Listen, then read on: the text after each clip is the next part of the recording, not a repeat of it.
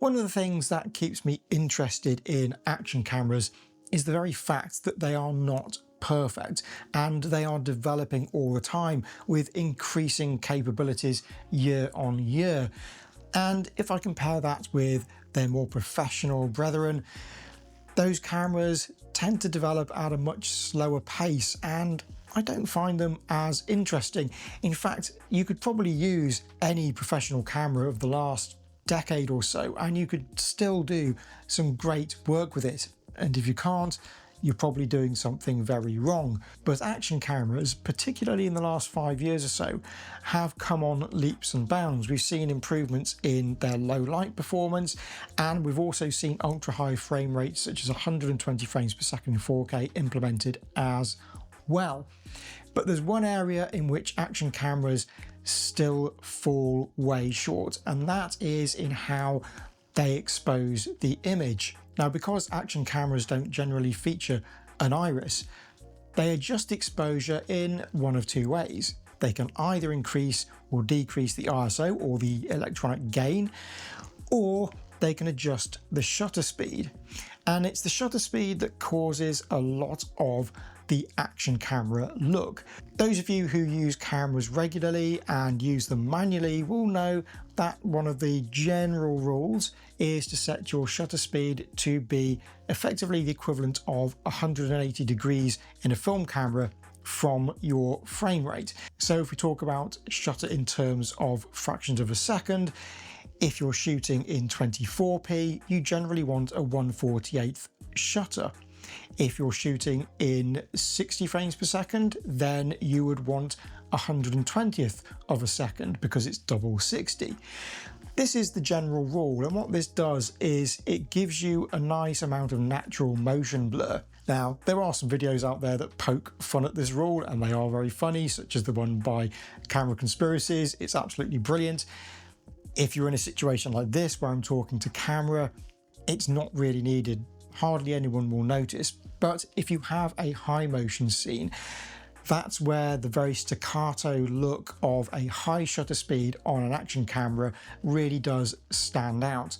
Now, over the years, I've been conditioned to it and it doesn't bother me anywhere near as much as it used to. But if you're going to be intercutting the footage of an action camera with another camera, you want to be able to match the look. And that not only comes down to the color and the grading, but also the way in which the motion is rendered as well. The trouble is that if you reduce the shutter speed on an action camera, that motion blur is the very thing that you don't want when it comes to the stabilization.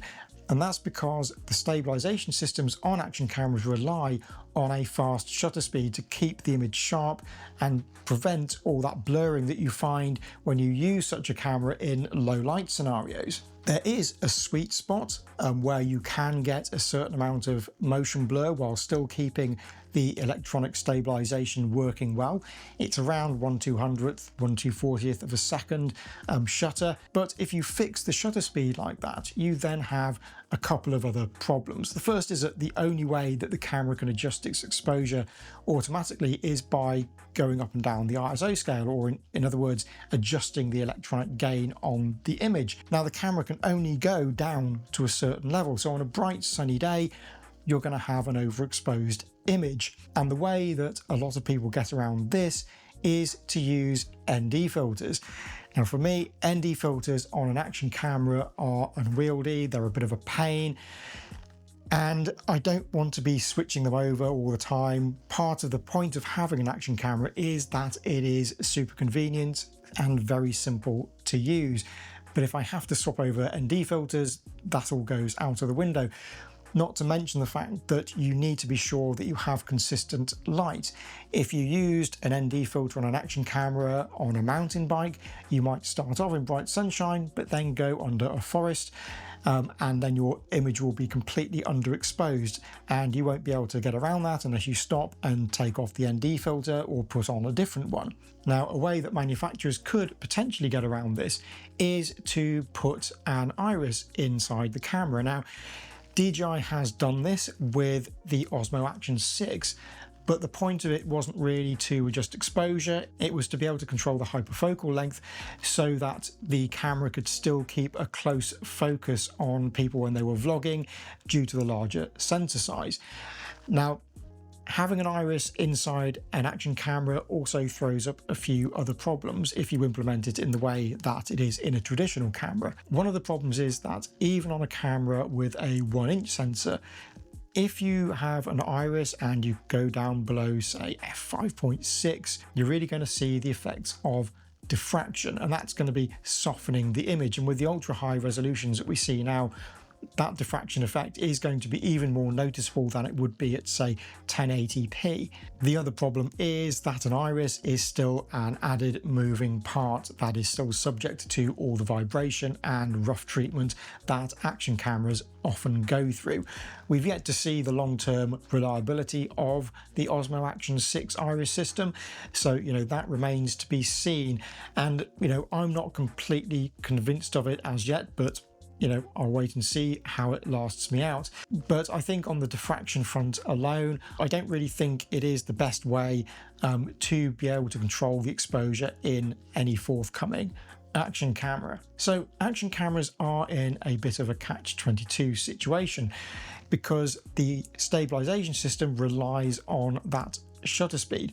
But as I say, there is a sweet spot on that shutter setting where you can maintain good stabilization while having a certain amount of natural motion blur. So what can be done about this? Well, there is one solution, but there are still some problems associated with it, and that is to have some sort of electronic variable ND filter.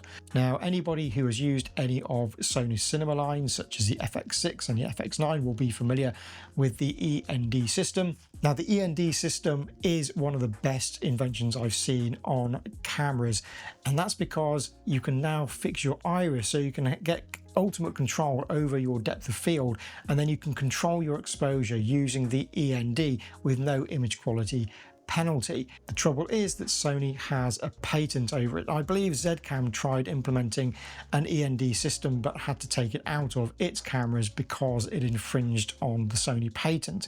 Now, Panasonic has its own system in development and its own patents going through, and that's kind of a hybrid between a rotating disc system and the liquid crystal END system. So it gets around Sony's patents in what I think is a bit of a clumsy way, but it gets around them. Panavision has a END system which goes in front of the lens, and it's got its own set of patents to go along with that. So really the big stumbling block in all of this is the fact that Sony does hold patents on this and will prevent any other manufacturer, unless they can come up with a really clever way of doing a different implementation of putting that into their own cameras.